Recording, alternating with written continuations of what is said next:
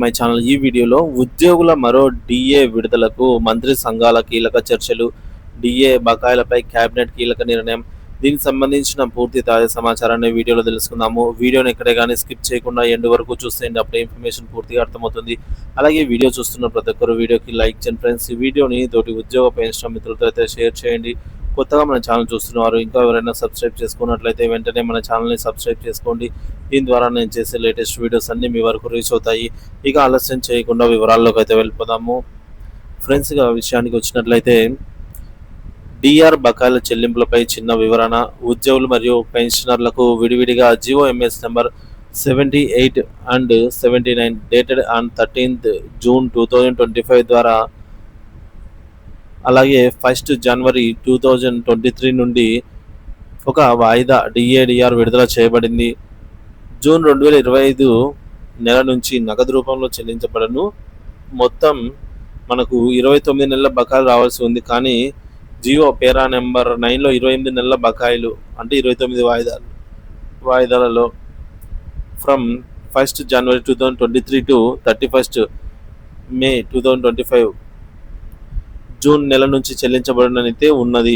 దీనిపై financial secretary గారికి వివరణ కోరగా, కొంత తప్పు దొర్లిన మాట వాస్తవమే, కానీ ఇప్పుడు మార్చలేము. 29 నెలల బకాయిలు 28 వాయిదాల్లో చెల్లిస్తామని మౌలికంగా తెలిపినారు.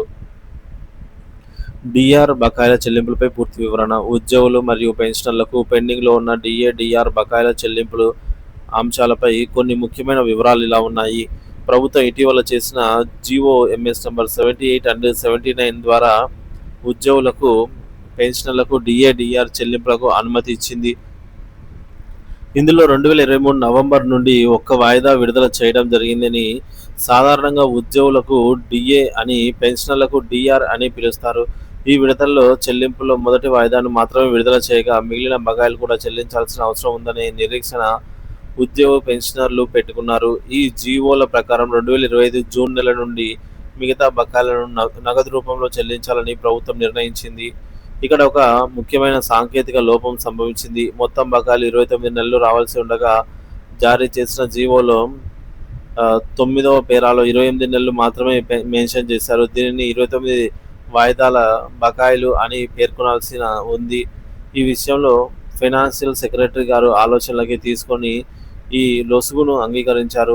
అధికారికంగా ఇది తప్పుడు గణన అని వారు స్పష్టం చేశారు. అయినా జీవోను మార్చడం ప్రస్తుతం సాధ్యపడదని స్పష్టం చేయడంతో మొత్తం 28 వాయిదాల వరకే చెల్లింపులను చేపడతామని పేర్కొన్నారు. దీంతో ఉద్యోగులు మరియు పెన్షనర్లు ఆశించిన 29 నెలల బకాయిల స్థానంలో 28 వాయిదాలు మాత్రమే చెల్లింపులకు పరిగణలోకి తీసుకుంటామని ప్రభుత్వం స్పష్టం చేసింది. ఈ విషయంలో సంబంధిత శాఖల అధికారులు, సంఘాల ప్రతినిధులతో సంప్రదింపులు కూడా జరిగినట్టు సమాచారము. సో మొత్తానికి డిఆర్ బకాయిలలో ఒక వాయిదా విడుదలైంది.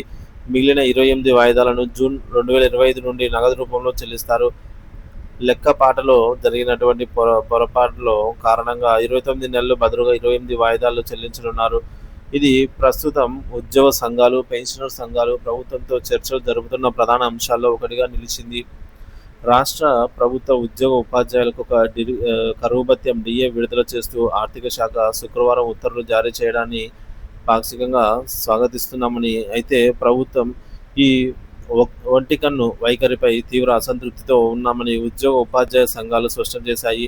ఇది ఉద్యోగుల కళ్ళల్లో దుమ్ము కొట్టే ప్రయత్నమేనని, మూలిగే నక్కపై తాటిపండు వేసినట్టు చందంగా ఉందని అయితే వారు విమర్శించారు.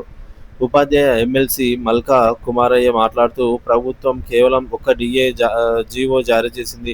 వాస్తవానికి ఈ జూలై నాటికి ప్రభుత్వ ఉద్యోగులకు మొత్తం 6 డిఏలు పెండింగ్లో ఉన్నాయి. 6 నెలలకు ఇంకోసారి ఇవ్వాల్సిన డిఏను ఏళ్ల తరబడి పెండింగ్లో పెట్టి, ఇప్పుడు ఎన్నికల సమయంలో ఒక డిఏను విడుదల చేసి చేతులు దులుపుకోవాలని చూడటం దారుణం. ఇది ఉద్యోగుల హక్కులను కాలరాయడమే అని తీవ్ర ఆగ్రహం వ్యక్తం చేశారు. సంఘాల ప్రధాన డిమాండ్లు: తక్షణమే రెండో జీవో విడుదల చేసిన ఒక డిఏతో పాటు వెంటనే రెండో డిఏకు కూడా ప్రభుత్వం ఉత్తర్వులు జారీ చేయాలి. ఒక డిఏ ఇప్పుడు, ఇంకొకటి 6 నెలల తర్వాత అనటం ఉద్యోగులు మోసగించడమే. December 1 deadline. పెండింగ్లో ఉన్న మిగతా 4 డిఏలను కూడా ఈ ఏడాది డిసెంబర్ 31 తేదీలో ప్రకటించి స్పష్టమైన కార్యాచరణ వెల్లడించాలి. పీఆర్సీ నివేదిక విడుదల, ఉద్యోగుల జీవన ప్రమాణాలకు సంబంధించి కీలకమైన పే రివిజన్ కమిషన్ పీఆర్సీ నివేదికను తక్షణమే విడుదల చేసి కొత్త వేతన సవరణను అమలు చేయాలి. బకాయిల చెల్లింపు, ఉద్యోగులకు చెల్లించాల్సిన వేలాది కోట్ల రూపాయలు పెండింగ్ బకాయిలను వచ్చే 6 నెలల్లో పూర్తిగా క్లియర్ చేయాలి. అలాగే నాన్ ఫైనాన్షియల్ సమస్యల పరిష్కారం, బదిలీలు, ప్రమోషన్లు, సిపిఎస్ రద్దు వంటి ఆర్థికేతర సమస్యలపై ప్రభుత్వం వెంటనే దృష్టి సారించి పరిష్కరించాలి.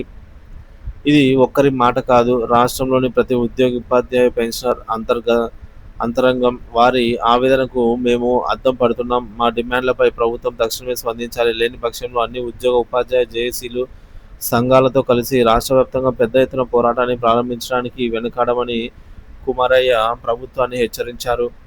ప్రభుత్వం తమ సహనాన్ని పరీక్షించవద్దని, ఉద్యోగుల న్యాయమైన హక్కులను గౌరవించి వారి ఆర్థిక ఇబ్బందులను తొలగించడానికి చిత్తశుద్ధితో పనిచేయాలని సంఘాలు డిమాండ్ చేస్తున్నాయి.